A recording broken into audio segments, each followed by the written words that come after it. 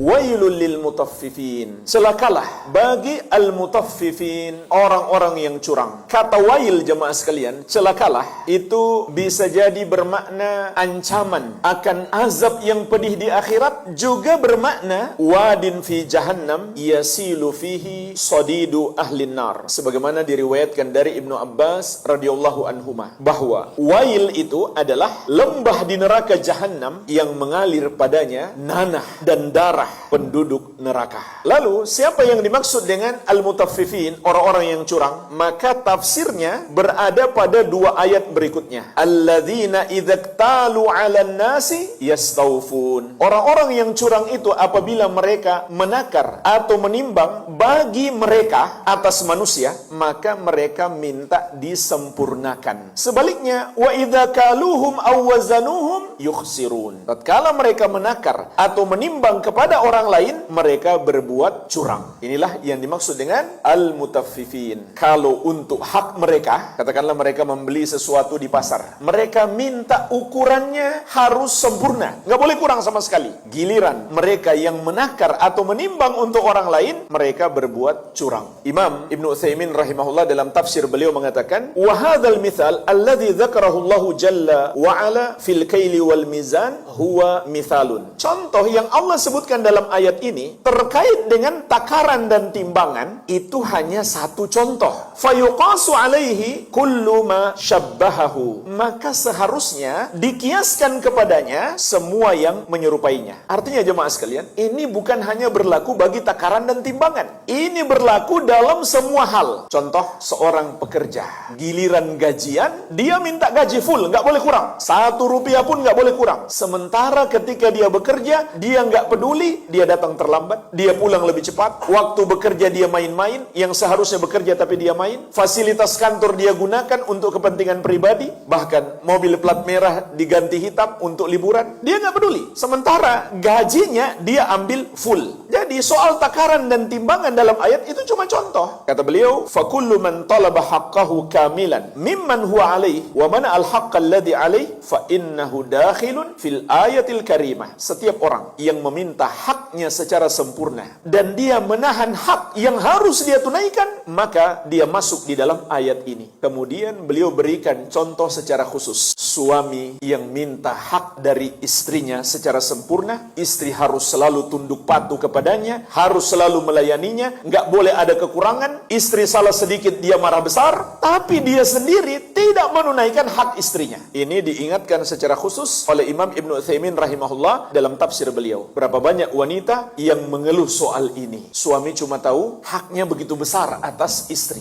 Dia lupa, dia juga punya kewajiban sebesar haknya. Sebagaimana firman Allah Subhanahu wa taala, "Walahunna mithlul ladzi 'alaihinna bil ma'ruf." Para istri itu punya hak sesuai dengan kewajiban mereka. Artinya hak istri itu juga besar seperti besarnya kewajiban mereka. Harus ditunaikan oleh suami dengan cara yang ma'ruf. Wa ashiruhunna bil ma'ruf. Allah Subhanahu wa taala juga memerintahkan, pergaulilah istri-istrimu dengan cara yang baik. Rasulullah sallallahu alaihi wasallam bersabda, khairukum li ahli wa ana khairukum li ahli. Sebaik-baik kalian adalah yang paling baik terhadap keluarganya, terhadap istrinya, dan aku yang paling baik terhadap keluargaku atau istriku. Oleh karenanya Nabi sallallahu alaihi wasallam telah memberikan peringatan khusus kepada para suami. Bahkan di haji wada, di haji perpisahan beliau yang dihadiri mayoritas umat Islam yang hidup di masa itu. Di antara nasihat Nabi sallallahu alaihi wasallam, ittaqullaha fin nisa fa innakum akhadtumuhunna bi amanillah wastahlaltum furujahunna bi kalimatillah. Bertakwalah kalian kepada Allah dalam memperlakukan istri-istri kalian, karena sesungguhnya kalian telah mengambil mereka, yaitu dari keluarga mereka, dengan perjanjian Allah, dan kalian halalkan untuk berhubungan suami istri dengan kalimat Allah Subhanahu wa taala.